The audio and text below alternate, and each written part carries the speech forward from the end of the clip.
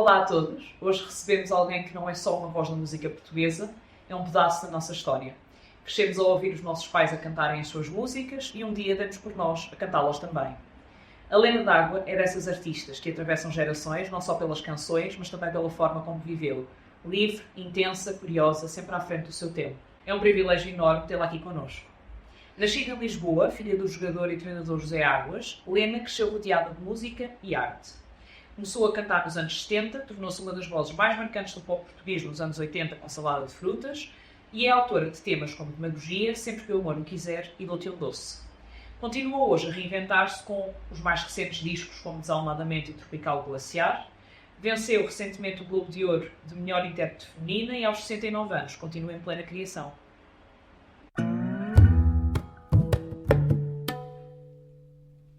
Bem-vinda, Lena. Muito obrigada por teres aceitado o nosso convite.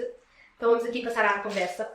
Quando olhas para trás, há algo que te surpreende em teres-te tornado esta figura que atravessa tantas gerações? Há uma coisa que se mantém sempre dentro de mim e que eu senti sempre na minha vida desde miúda. Senti-me sempre um pouco fora do resto. Muitas vezes na minha vida, mesmo na escola primária, mesmo na infantil, que eu tenho, a minha memória mantém-se. Aquela sensação de estares a ser testemunha, estranhíssimo, Sim. mas como quem está escondido, como se ninguém estivesse a dar conta que tu estás ali, mas tu estás ali e estás a assistir e a ver, como se não fizesses parte. E isso aconteceu durante a minha vida e às vezes ainda acontece. Antes de entrar em palco, por exemplo, aquele minuto antes, é uma sensação bastante estranha porque é como se eu me sentisse, dentro daquela pessoa, não sendo aquela pessoa. Sim. E depois tive imensa sorte porque fui apanhando movimentos em termos globais neste mundo que fui acompanhando em idades fixes. E o que é que sentes quando ouves jovens de 20 e poucos anos a cantar as tuas músicas? Fico muito feliz e muito contente, porque também houve travessia de, não digo deserto, mas naqueles anos 80 que eu era muito famosa e jovem e os concertos tinham sempre imensa gente a assistir, mas em termos de inteligência, os críticos, as pessoas que escreviam, em grande parte dessas pessoas não iam à bola comigo e com as músicas do Luís Pedro Fonseca, porque ele também não encaixava e nós também, tendo aparecido mais ao público naqueles anos do boom, chamado boom do rock português. E aquilo que nós fizemos na altura não tinha nada a ver com o rock português. Sim.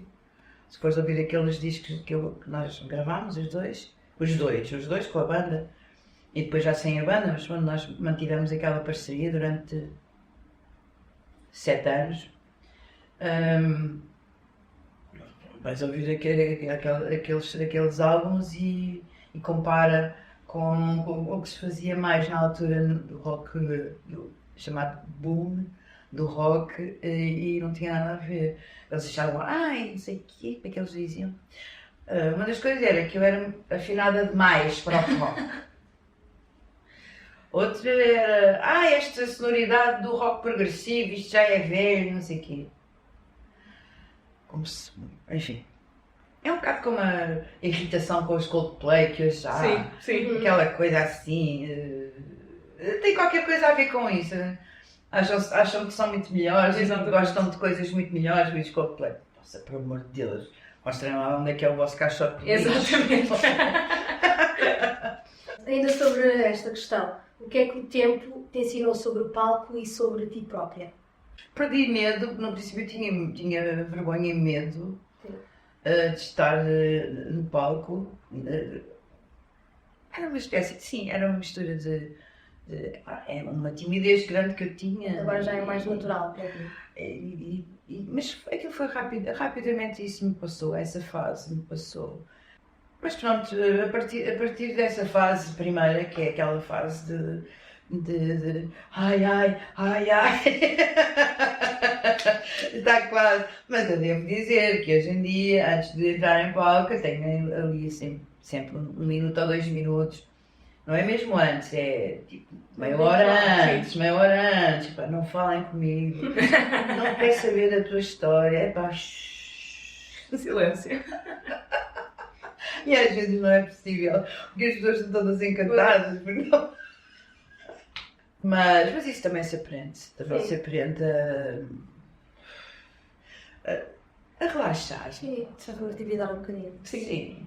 E cresceste numa casa onde se respirava futebol, mas também arte e música. Quando é que percebeste que a tua liberdade passava por cantar? Cedíssimo. Cedíssimo. Futebol era o pai, não é?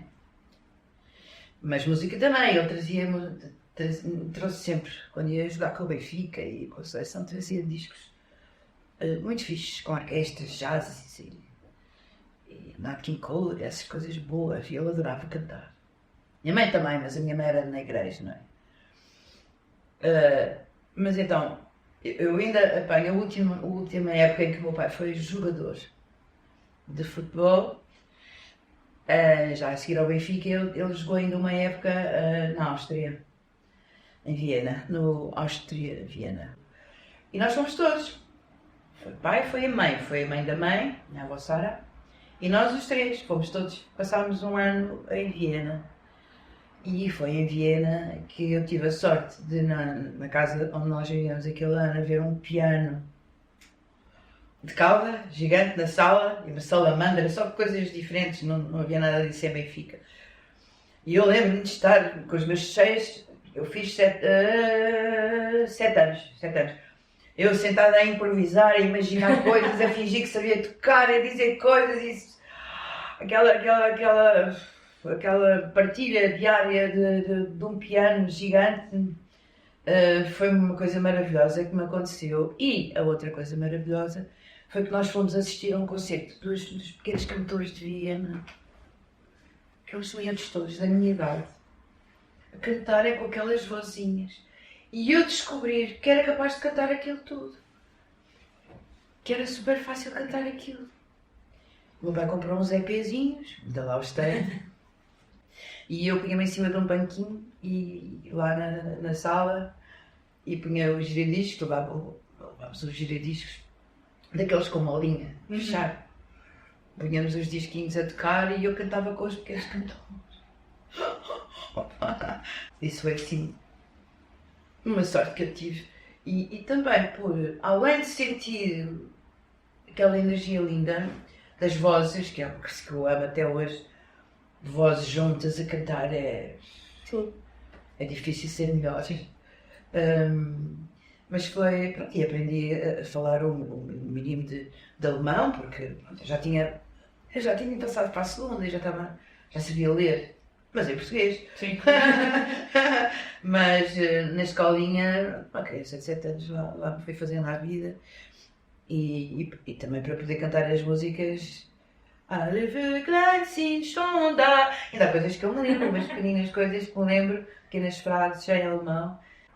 Essa nossa ida para a Áustria foi super importante, sim. Marcou bastante. Mas também os Beatles. Sim.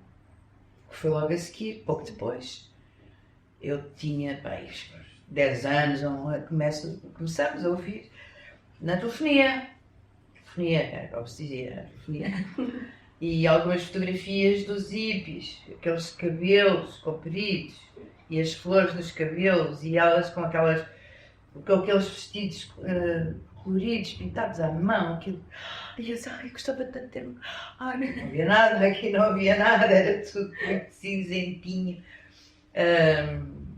E nós começámos a ver isso, digo eu, a minha amiga de infância, que tínhamos praticamente a mesma idade, uns meses de diferença, e começámos a ver aquelas fotografias nessas tais revistas, que era o Salut les copains.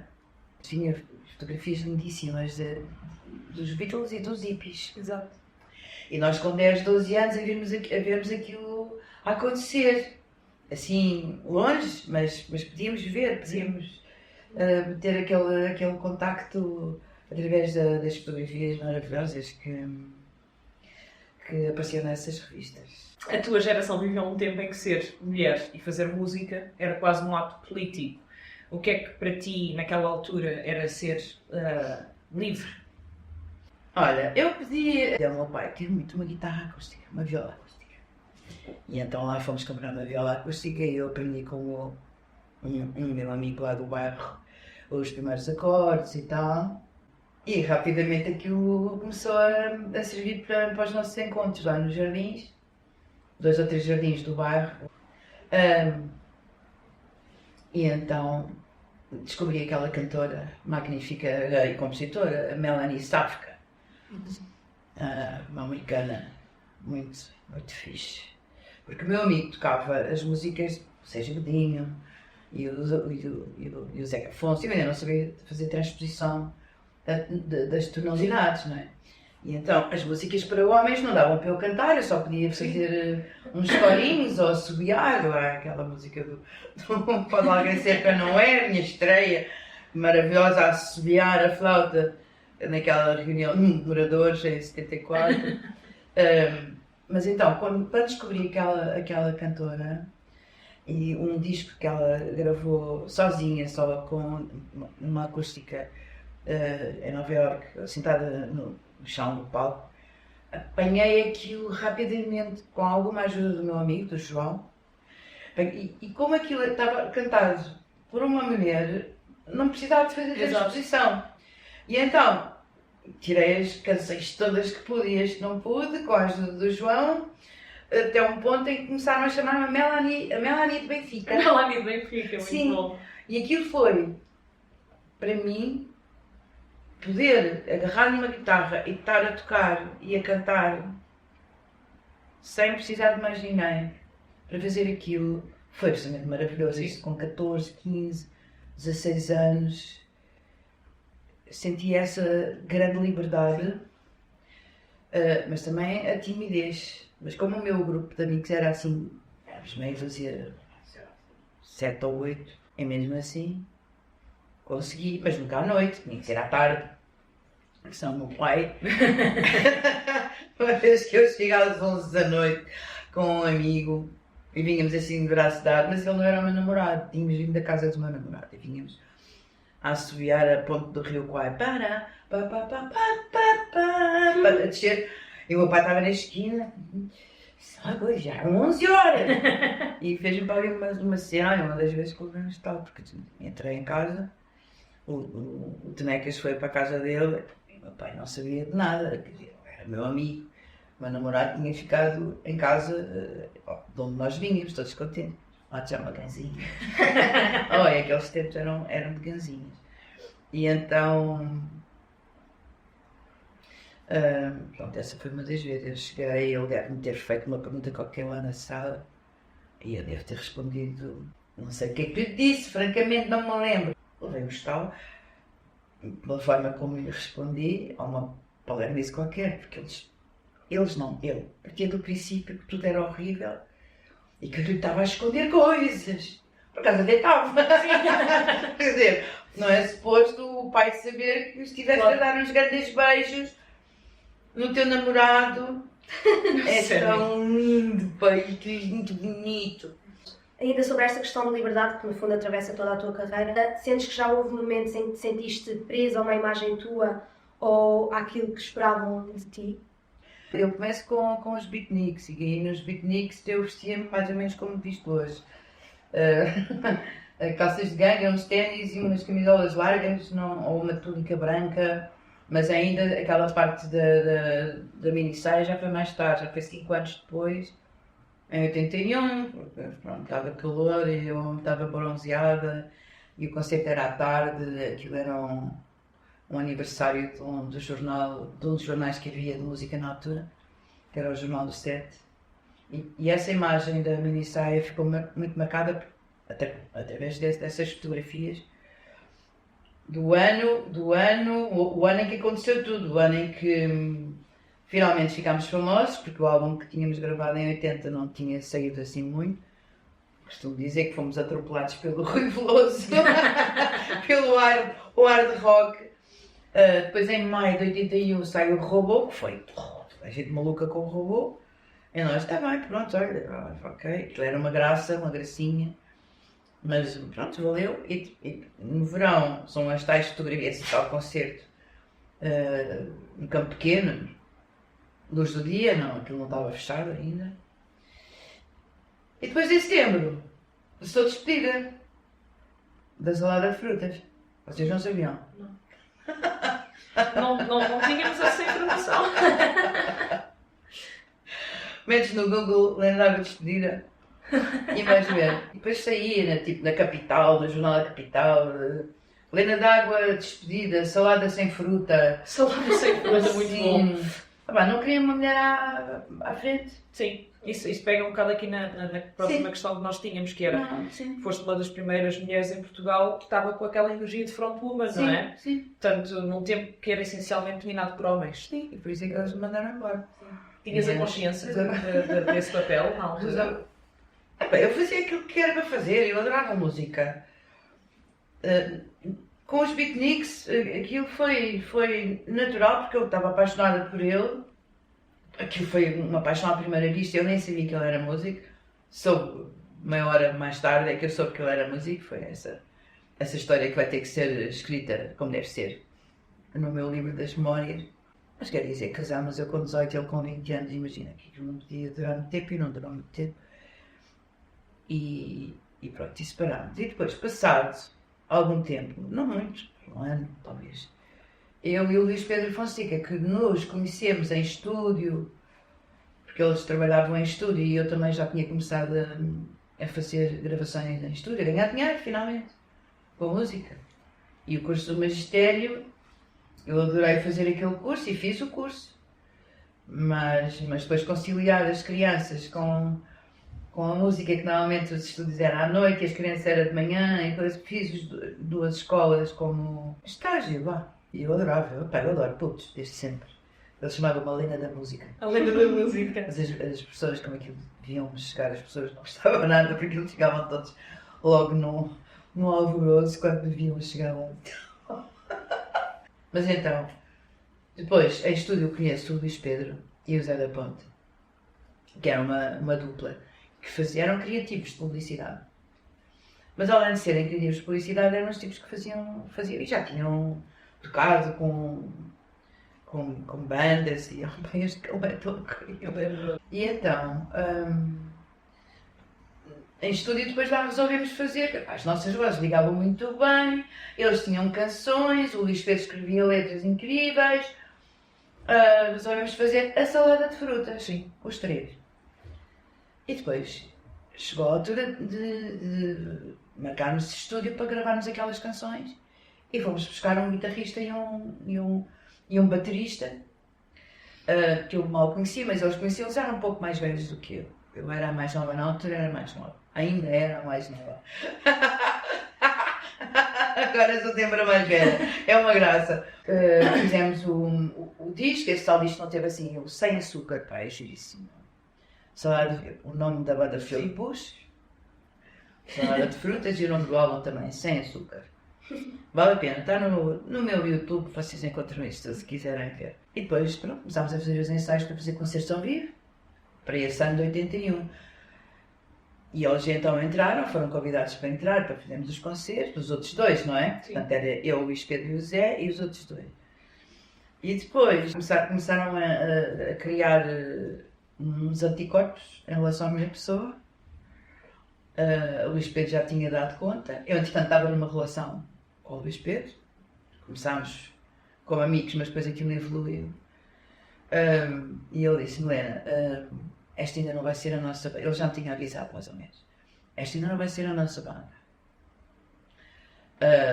Já tinha começado a ouvir uns zunzuns e não sei. Ela disse aquilo, ela se viu ao palco com um chão preto, mas isto é fado ou é rock? Foi uma das coisas que eu fiz mal. Mas então, aquilo já estava... Pronto, fizemos imensos concertos incríveis, pá, músicos incríveis.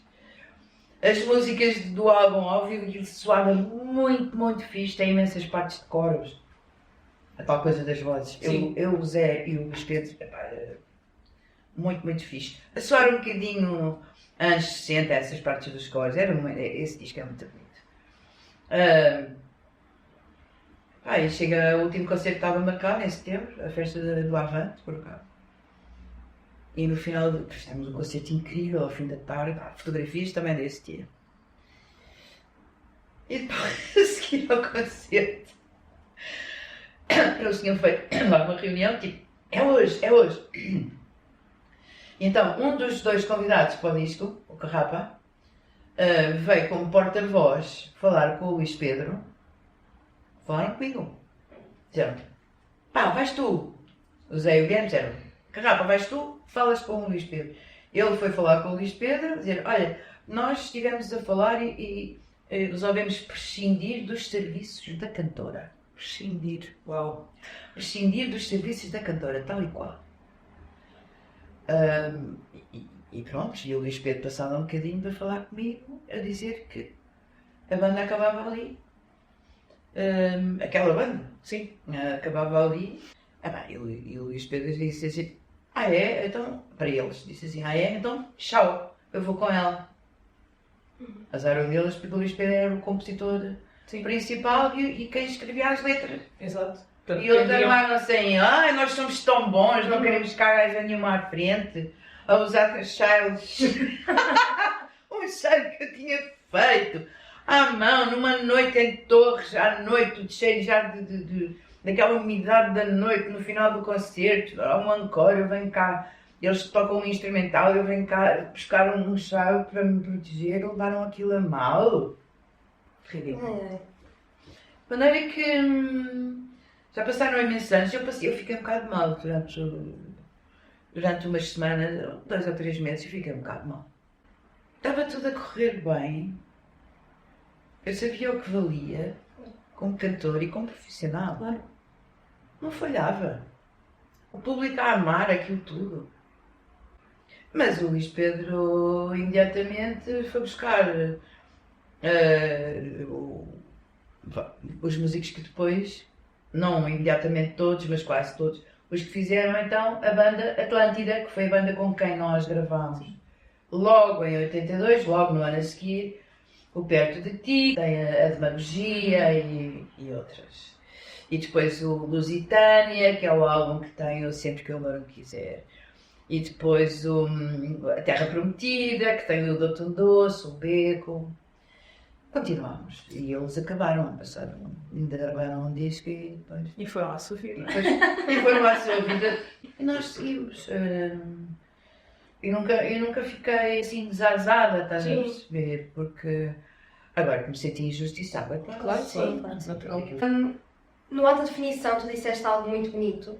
O que fica do que passa é o amor das pessoas que já perdemos. Como é que transformas essa memória em arte, em música? Em muitas músicas que faço, não digo em muitas, mas em várias músicas que faço, em cada concerto há sempre 2 ou 3 que eu canto, e não é sempre para a mesma pessoa, mas que eu canto para uma determinada pessoa da minha vida que já não está cá, que eu já não posso abraçar. E cantar e estar ali naquele momento é o mesmo que estar a abraçar essas pessoas. Não sentes o cheiro da pessoa, mas há ali, uma presença que é essa memória dos dias, dos momentos e das saudades que a gente depois vai acumulando. É isso. Ainda falando aqui um bocadinho do palco, sempre tiveste uma presença muito física e energética em palco. Como é que essa energia foi mudando contigo ao longo do tempo? Bem, eu bati a pandeireta aqui na minha perna. Fiquei com marca para sempre. Depois vais adaptando, claro, vais adaptando. Quando és muito nova tens uma outra mecha de um lado para o outro, mas depois, às tantas, as músicas também princípio havia mais rock no som. Uhum. E depois, à medida que vais fazendo outros discos, não sei o quê, as músicas também vão passando a outra tonalidade, a outra cor. Isto tem sido tão gradual que mal se nota. Quer dizer, mal se nota. Eu noto, sobretudo quando tenho que descer escadas, no palco não sinto nada disso. Também já aprendi a defender-me. Claro. Sei que o meu joelho direito às vezes me falha, de maneira que não me vou pôr a fazer brincadeiras com saltos e não sei o quê, nem pensar. O que importa mesmo são as palavras e a voz e os braços também e a relação com aquelas pessoas que estão ali, a ligação com as pessoas que estão ali, que fazem parte. Se calhar com o lançamento do Desalmadamente e do Tropical Glaciar, sentes que o país começou a vir de uma maneira um bocadinho diferente do que antes? Amor, o que havia, era tudo uma coisa lá muito antiga, não é?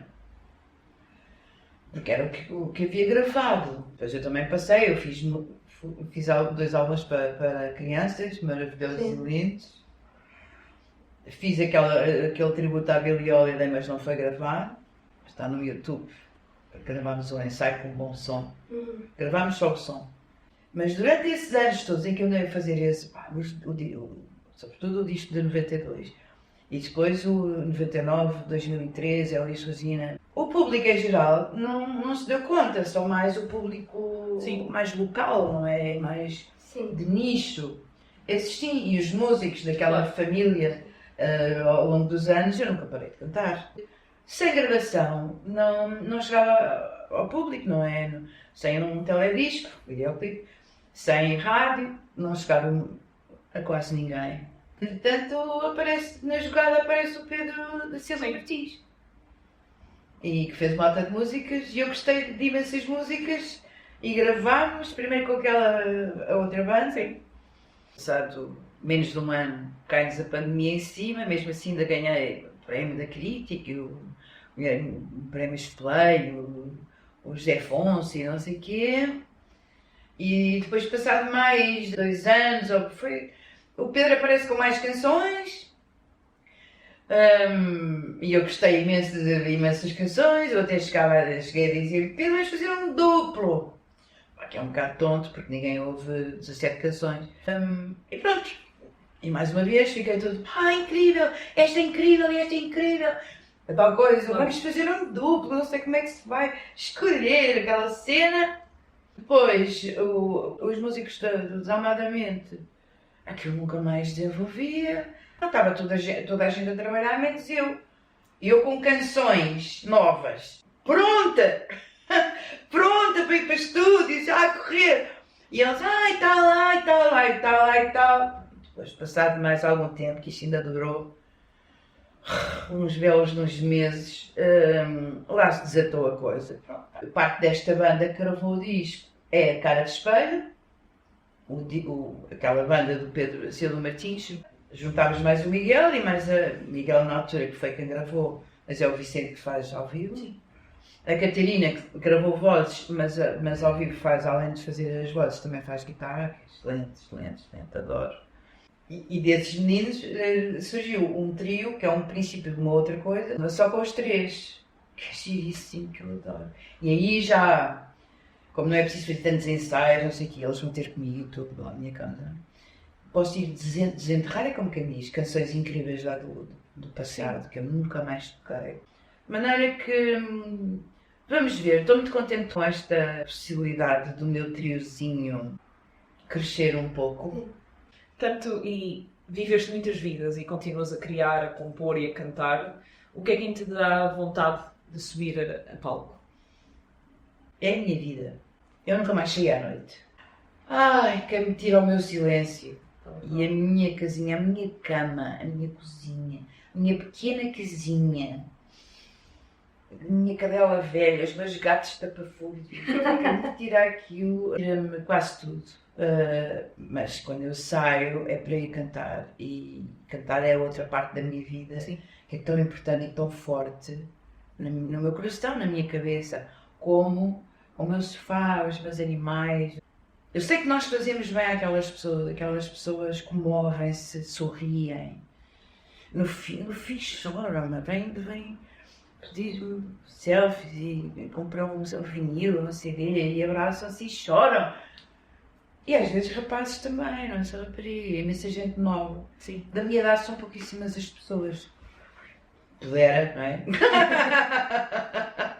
Já não apetece sair. Disse a Lindy e sempre fez parte da minha vida. Sim. São 50 anos em que isso sempre fez parte da minha vida. Eu faço o que gosto. Exatamente. O que mais me custa são as viagens. Sim. Pronto, há alguma canção tua que tu sentes que te tenha salvo em algum momento difícil? Eu acho que o que me salva é o silêncio. E algumas coisas do Jacob Collier, quando ele põe aquelas milhares de pessoas a cantarem a vozes. Quando ele gravou aqui há uns anos o Moon River, uma música antiga, com 100 vozes, as primeiras 20 vezes que eu ouvi aquilo eu chorei tanto. Essa sim. Essa é capaz de me ter salvo ou salvado. Dá para dizer das duas. Exato. A Billie também já fez algumas. A Billie Eilish. Incrível. Aqueles dois irmãos, eu amo aqueles Espetaculares. São do Aquilo incrível. é mesmo. Meu Deus, sim. Essas figurinhas, um que nasceu em Inglaterra e os outros que nasceram lá do outro lado do mar, lá do outro Exato. lado. As tuas canções falam muito de amor, mas também de desilusão, humor e ironia. Como é que a tua ideia de amor foi mudando com o tempo? O que mudou é que, depois com o tempo, deixei de me estar sempre a apaixonar. Estava-me sempre a apaixonar. Eu tive dezenas de paixões. Tipo, ai, tão querido, ai. Mas passado um mês. Mas eu depois com o tempo pensei assim, isto é também um bocado canseira. Mas aconteceu-me imensas vezes. Nos meus 17 e 20 e 30 e 40 já começou a coisa a travar. Mesmo assim, ainda tive aí umas paixõezinhas. A maior parte platónicas, não é? É certo. A maior parte platónica. A maior parte todas as minhas paixões da vida foram platónicas. Eram perigosas demais, eram impossíveis demais, eram tudo. Já há 25 anos que não estou com ninguém. Mas se calhar eu tive muita sorte. Infiéis, alcoólicos, drogados, com tendência para a violência. Então, tens uma ligação forte à natureza, aos animais e é associada a isso à ideia de cuidado. Sentes que isso é algo que também define a tua forma de estar no mundo? Sim, sem dúvida. Sem dúvida. É tão difícil saber que isto está também ainda tão atrasado. Que achar que é normal as porcas estarem dentro daquelas gaiolas, daquelas grades com os bebês ali, os perus, as galinhas dos ovos, os filhotes das vacas que depois são embarcados lá para o alto mar e ficam às vezes os barcos avariam. E eles ficam para ali no meio do mar à espera dias e dias para depois finalmente seguirem para Israel e serem sangrados, porque assim é que é, tem que se tirar sangue, carne tem que ser comida sem sangue. Tudo isso é tão triste. Fazer alguma coisa. Não é, não se pode fazer nada porque é tudo tão difícil.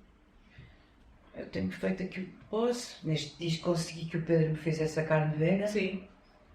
No outro álbum eu senti falta desta parte que é fundamental na minha vida. O outro álbum não tinha, mas pronto, o outro álbum, eu gosto mais deste. Este já é uma evolução, E o Pedro já alinhou mais com estas minhas ideias, que já aqui moram há imensos anos. Quando os mais pequeninos tiverem mais consciência, mais noção, eu tenho a certeza que as coisas vão mudando. O que é que a tua música pode ensinar às pessoas sobre empatia, sobre compaixão, escuta? Bem, eu canto sempre com amor, com uma força de revolta também, que não depende só das palavras que eu estou a cantar. Porque as melodias também, há melodias que não dependem da voz para se fazerem esse caminho de alquimia.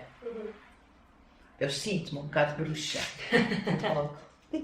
Agora vamos jogar um jogo Sim. que é o Isto ou Aquilo. Sim. E vais ter de escolher o mais rápido possível entre duas opções. Está bem. Estúdio ou palco? Tal. Pop ou rock? Rock. Anos 80 ou 2025? 2025. Desalmadamente ou Tropical Glaciar? Tropical Glaciar. Sempre. Letras ou melodias? Ui, essa é difícil. Essa eu não consigo. Liberdade ou disciplina? Liberdade, ou seja, Intuição ou planeamento? intuição. Gravar ou improvisar? Improvisar. Cidade ou campo? Campo. Agora temos outro jogo, que é o Puxar à Sorte. Temos aqui 6 cartas, que vais escolher 3 e vais ter de responder às perguntas. Então vá, tive 3 essas. Sim, 3 ou De uma vez. Então vá, toma uma, toma 2 e toma 3. A primeira é: há alguma música tua que nunca conseguiste cantar ao vivo e porquê? Música, canção, letra. Eu acho que nunca cheguei a cantar o É ao Mar que eu pertenço. É uma das que eu vou recuperar com o meu trio. É ao Mar que eu pertenço, é maravilhosa. Que música é que te faz sentir em casa? Eu em casa raramente ponho música a tocar. A maior parte dos meus dias são passados com a televisão muito baixinho, tipo um rádiozinho longínquo. Porque eu gosto de ouvir o que é que se passa à roda da minha casinha, ver se há alguma briga de gatos, coisa assim. Sim. Os passarinhos, a mulher do pão. Essa não há problema, porque ela... E por fim, se pudesses guardar só uma memória da tua carreira, qual seria? A primeira vez que cantei no palco com os Beatniks. A primeira vez. É aquela que vai fazer 50 anos agora em março.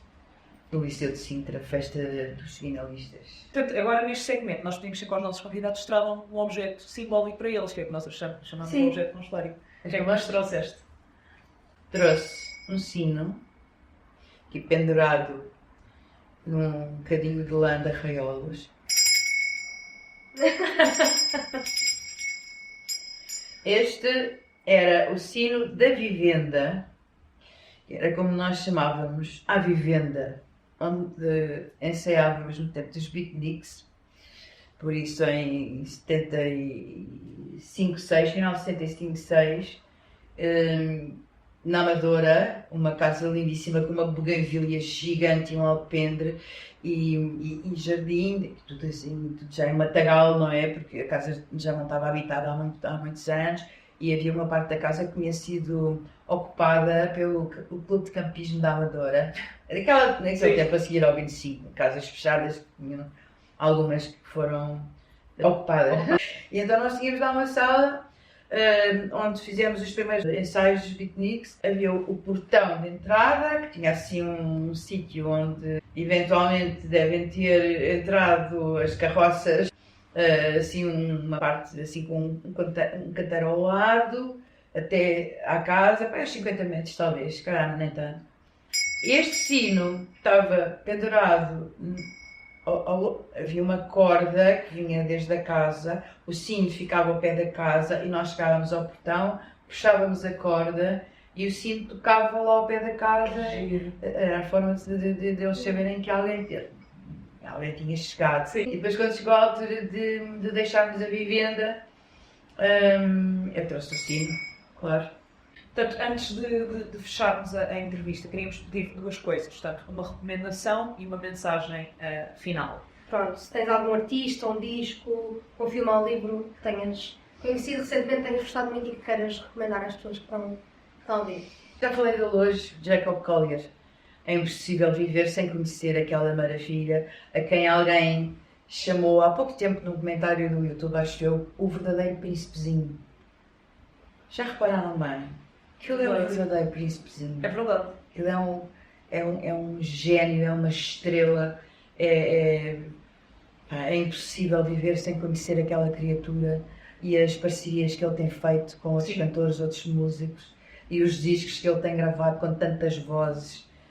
E é o meu top number one já há alguns anos. E pronto, e passa por cima até da Billie Eilish e do Phineas. Obrigada, Helena. Está tudo. Obrigada por ter estado aqui. Foi muito giro. Agora dormia aqui uma cesta com os trabalhos. Namorado mais lindo. Não é? É.